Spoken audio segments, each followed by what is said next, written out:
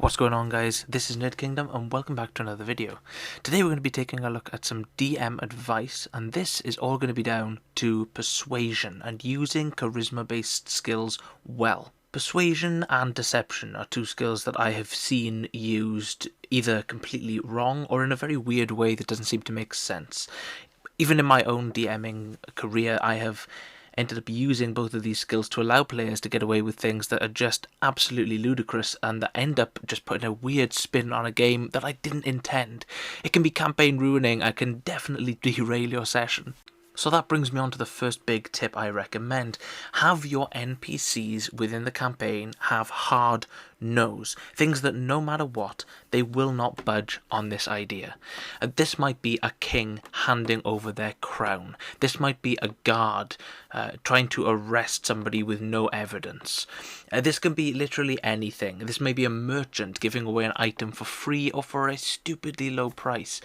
Having these things which are hard no's that you don't even need to roll a check on because it's just not going to happen makes the game a little bit more realistic. It stops these game breaking, campaign ruining things from happening.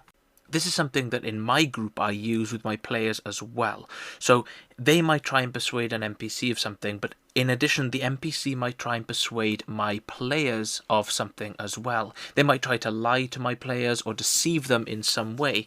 And in those situations where they're trying to be persuaded, the players are able to turn around and say, no, my character under no circumstances would do this thing. This means that if another character, like the rogue for example, tries persuading the paladin that stealing is okay in this situation, the paladin can turn around and say, no, under no situation would my character believe that that is okay. I will not be persuaded of it.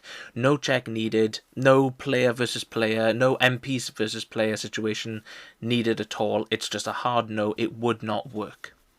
Another thing I see that happens quite a lot, and I've been very guilty of it as well, is not realizing that on NPC stat blocks, insight and persuasion, these are signposted abilities. You actually get a lot more guidance for making checks with charisma than you do for pretty much any check in the game. So when you look at an NPC's stat block, you can see that they have their wisdom score, which is what you get your insight from, and then their skills and if they have proficiency in insight. So my next recommendation would be use a passive insight as the standard DC for checks.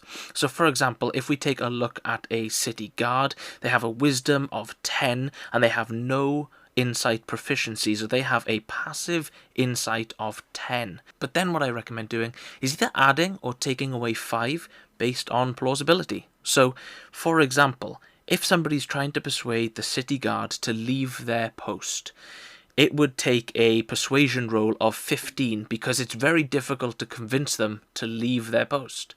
Adding a +5 modifier or taking away a +5 modifier based on how easy they are to persuade is another way of customizing that insight DC, and is a great way of just ensuring that the world feels fair.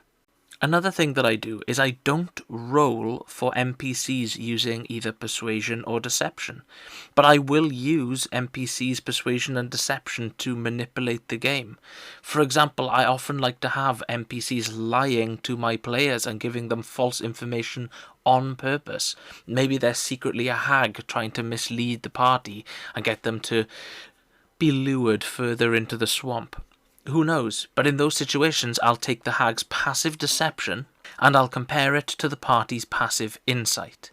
I will use modifiers in rare situations for this. If the hag is covered in blood, if this old lady is covered in blood and tries to persuade the party to accompany her through the marshes, well, in that situation I would lower the passive score by 5 because this lady is covered in blood and looks like she's just murdered somebody.